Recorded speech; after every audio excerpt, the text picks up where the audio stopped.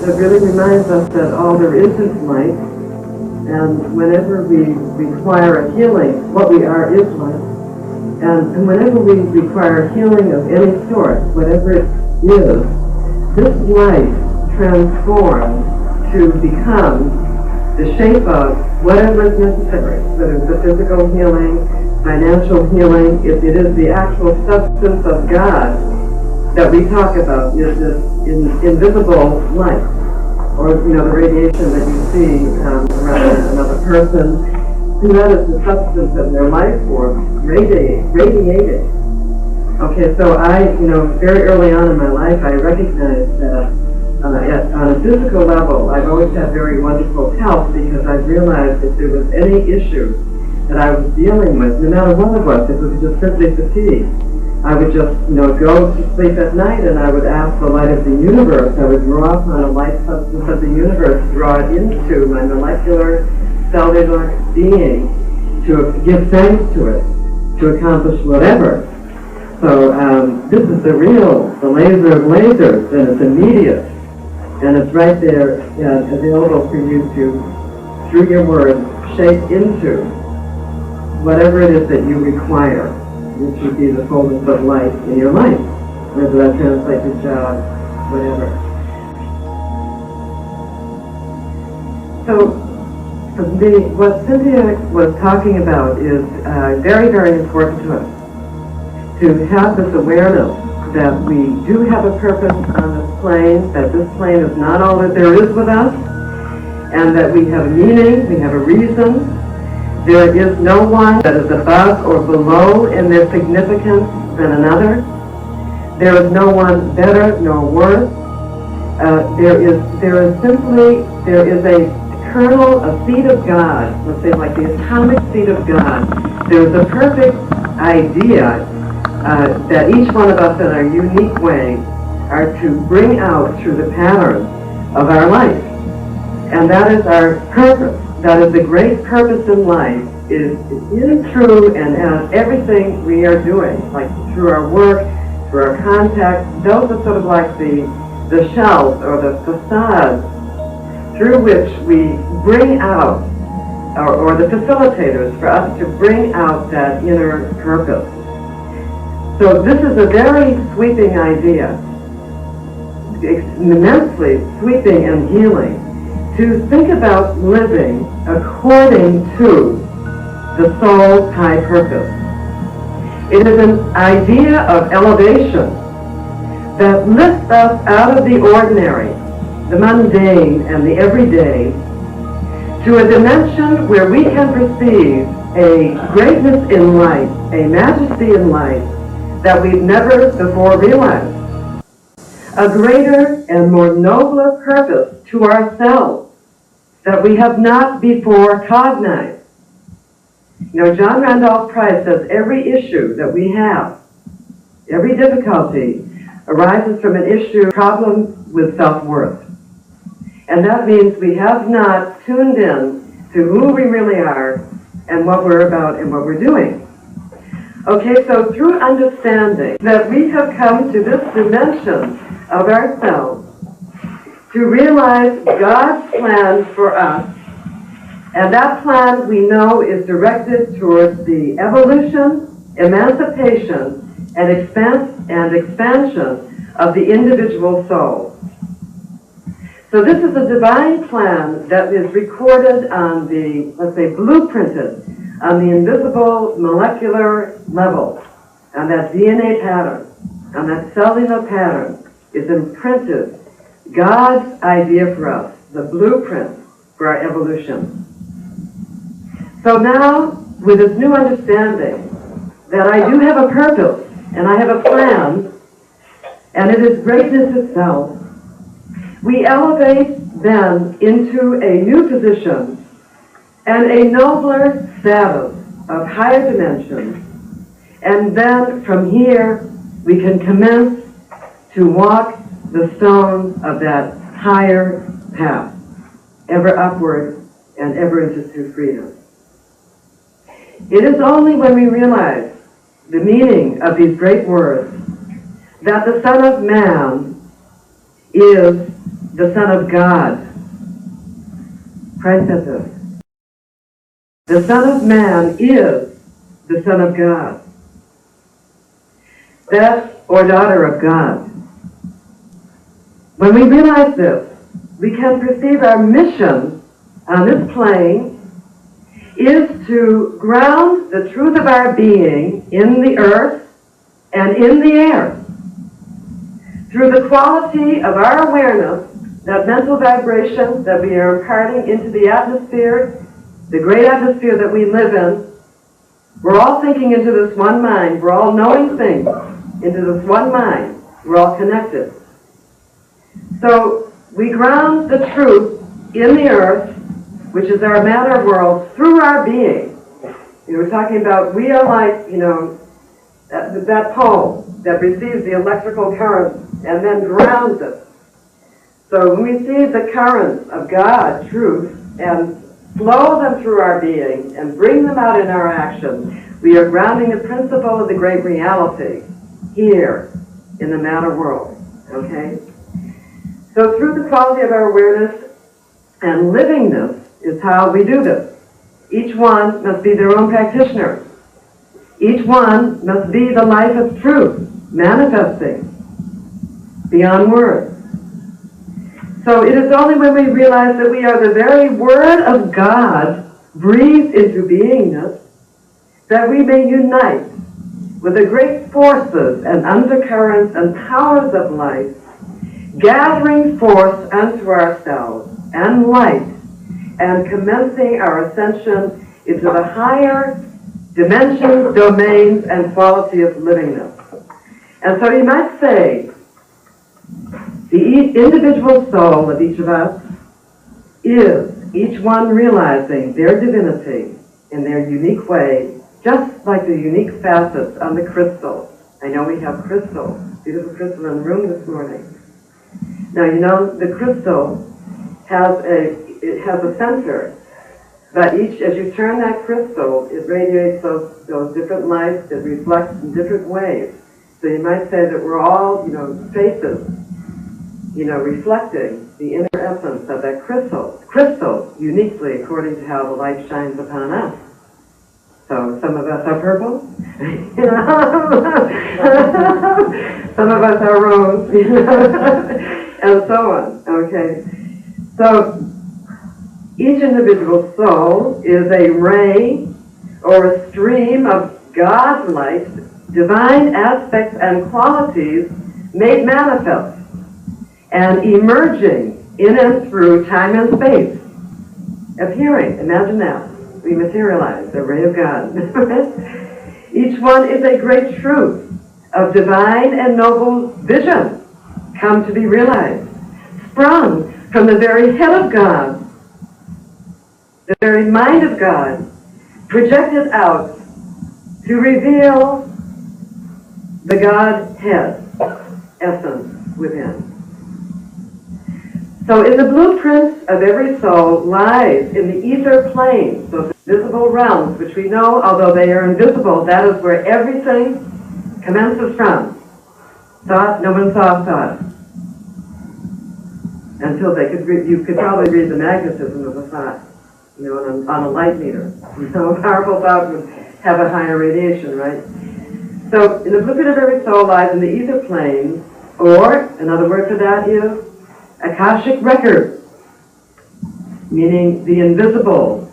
Every time we think, we say, we do, we leave a photo print. We leave a print on the universe. So actions, thoughts, activities are recorded in the invisible plane. And that is the continuity of that soul evolving. So in these records, invisible records, all that needs to be transcended within each one of us to come to perfection is recorded. And the divine plan, we have the purpose we know is to transcend, the plan to bring out the great reality. How do we do that? Through the divine plan. So the divine plan for each, contained within the particular soul's purpose, is the way through which each one may realize the great truth of being for themselves. Thus, we can live now, as Walter Starkey says, the double thread. The great writer talks about living the double thread. What he's talking about is living in two dimensions with two awarenesses going on. Okay?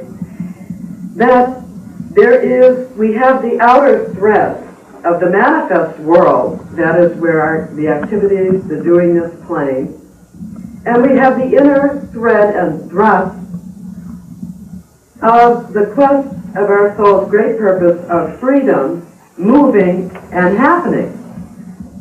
So from this point of view, and with this knowing, we become integrated.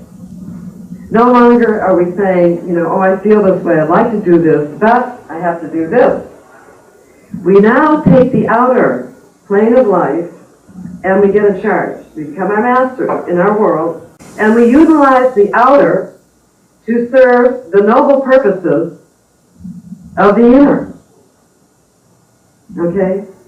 It's like, if you look at our personalities, when each one of us comes to the place where we can utilize personality,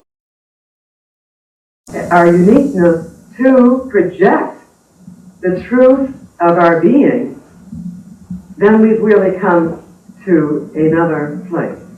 Okay? So our life we use our life to project the truth from within. So when we realize this, we make the shift from living just blandly to living with an awareness of cosmic inner intent and meaning. And then our outer begins to conform and flourish and harmonize. It becomes a great reflection of the divine order within. Meaningful service, health, beauty, peace, harmony, all that is God. Okay? Earth plane is like a parenthesis in eternity. Okay? It's a parenthesis, like just a parenthesis. That's how, in infinite time, it's just, I don't know, a breath. And it is then earth plane for us now becomes a conscious experience. Rather than, I'm in here and I'm stuck, and this is all there is. It now becomes a conscious experience that we are consciously utilizing, a stopover in a dimension of experience which is serving the soul's reason. It is not the beginning, nor is it the end, for there is no beginning nor end. Yet it is a place in infinitude where the continuity of the individual soul can enjoy in fullest measure and succeed in bringing through the soul's great intent of self-mastery and self-realization of the perfection that you are in all that you do, bringing out your Christ pattern, which is the perfect pattern of divine life, realizing this perfect pattern through you. Then, is that all? No. So we are the continuity of life moving. Imagine what greatness after we've established the Christ pattern as our bottom line. Then we go fourth dimensional. Okay? We're here, but we're in another dimension. Fourth dimension is the dimension of the enlightened, the light life. You don't have to discover who you are. You know who you are. God is included in all that you do, say, think. Okay? You have mastered your world. You are a master. You know how to manifest. You know how to materialize. You know all what it's about. So then you graduate into fourth dimension of enlightenment. And there you realize the gift of that domain. For life is ever unfolding with no end. Thus the soul acquires, as it needs and as it requires, the gift of knowledge, the pearl of great price, to seek ye first the kingdom. If I have the understanding, I have it all. The world is mine. So the gift of knowledge. And this is the inner intent successfully realized. And then, all the gifts that we would right now have on the outer, when we get the inner gift of knowledge and right identification with the truth of our being, the outer gift is presented. Silver spoon. This is the silver spoon theory. we were born with silver spoons in our mouths, but we forgot it. Okay? So once we're aligned, as I said, all the gifts that we want on the outer, whether it be, prosperity, love, however, illumination, whatever you're seeking, is delivered unto you. And they come as a natural expression of who you are, with ease, without strain, without struggle. You can tell how far your life has come to the degree that you are living with a sense of ease, no struggle. God did not struggle to manifest this world. No problem, nor to manifest you. No problem here. Okay? So work to eliminate strain, struggle. So all these things happens for us when we follow the line of the soul. Thus, by serving the higher purposes of our individual God-soul evolving, all our needs are met. All our needs are met. Perfect sequence. Horse leading the cart, Perfect sequence. I follow the purpose of my individual God-soul evolving, and all my needs are met at the physical level, at every level. And it is through the divine plan for each life we are instated into the kingdom of heaven on earth. Not sometime later. Kingdom of heaven on earth. Resurrection now. Ascension now. They say, if you haven't, performed the resurrection of your consciousness, by the time you get in the box, you're not going to until the next time around. So do it now. Okay. So the divine plan is the link to the kingdom. Your divine plan of your life is the link to the kingdom and the way out of the karmic wheel of repetition and the assurance of your success, the fruition of the nucleus of the divine God seed, that you are, the atom of God that you are. The joyous fulfillment of all desires of expression, the way of completeness and satisfaction for the divine breath and breadth of the soul beyond compare. And we find that through the divine plan for each one of us, we experience ourselves then, realizing and outpouring the God energy within us. We are realigned and joined with a self-peace beyond compare in the awareness. I am an individual soul of God, ever unfolding the stream of that which I am. We live above the world of appearances because we recognize as we change, so too will our matter world. So it's no need to concentrate there. Concentrate within, perfecting within. So we live above those worlds of appearances. And the thought says, in the midst of an issue, think about God instead. That means think about the perfection of life instead. The truth of your being which cannot be stopped instead. What are you getting into the problem for? It's not worth your inspection. Inspect God instead. Inspect the glories. Okay? So, we see God only. That's whatever is going on out there, all I see is perfect peace, harmony. That's all I acknowledge. I turn away. The mystic turns away and acknowledges the mighty presence. Acknowledging the truth of our being in all, never feeling stuck in any experience, for we know experiences have come to pass, and so they shall when we have risen above them in consciousness. We know that we shall pass through all bands of challenge, all bardos, as the Tibetan Book of the Dead talks about, those bardos of evolution. We shall pass through them into ever-increasing dominion, light, and freedom. It's inevitable with us before we are one with God. And we have emanated from that which is the all, the ineffable omnipotence and grace. And we have all these treasures abiding in us. The soul lives with great purpose and intent of perpetuating the truth about itself. So the soul's purpose must be to realize the great truth of infinite life and the great presence of the divine in and throughout all. To live with a sense, always. Holmes talks about this. Living with a sense of the presence, a feeling it, a sense of living in the presence. You know, where I am, God is. Where that problem is right now, instead, is the very presence of God streaming.